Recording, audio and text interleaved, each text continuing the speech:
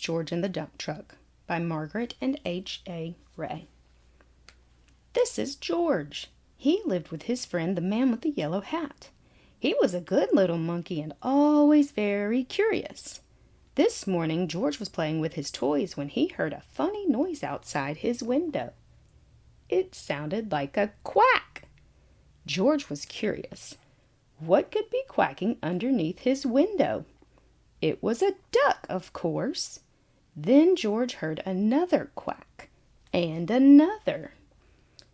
Why, it was not just one duck, it was a mother duck and 5 small ducklings.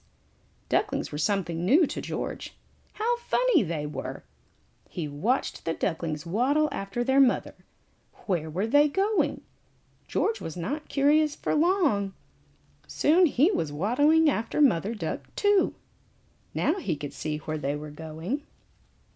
The ducks waddled all the way to the park. George loved the park.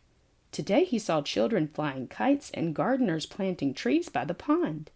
Then George saw something he had never seen in the park before. It was a dump truck, and it was big. In fact, George was not even as tall as one wheel. George forgot all about the ducklings and stopped to look. It would be fun to sit in such a big truck, thought George. No one was inside the truck, and the window was wide open. George could not resist. But sitting in a big truck was not so fun for a little monkey after all. George could not even see out the window. He was too small. If only there were something to climb on. Would this make a good step for a monkey? It did! Now George could see out the window. He saw grass and trees and a family eating a picnic. Suddenly George heard a low rumbling sound. Was it his stomach rumbling, he wondered? It had been a long time since breakfast.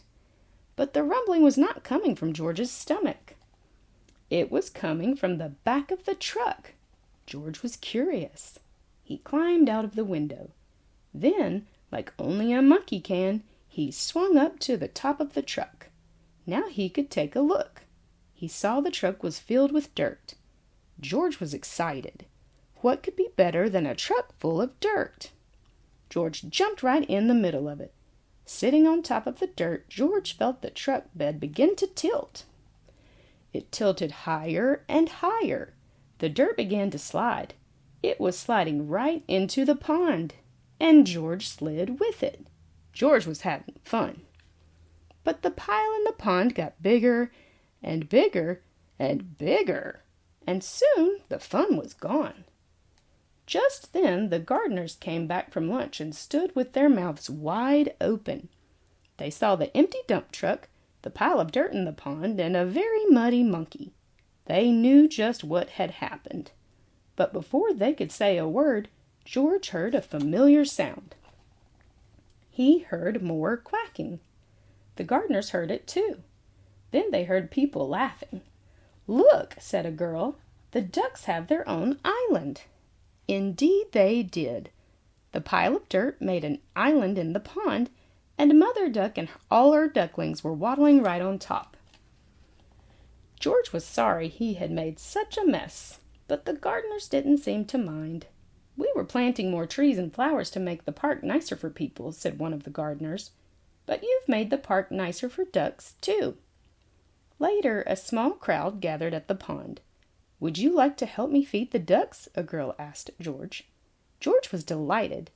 Soon everyone was enjoying the park more than ever before, including the ducks, who were the happiest of all in their new home.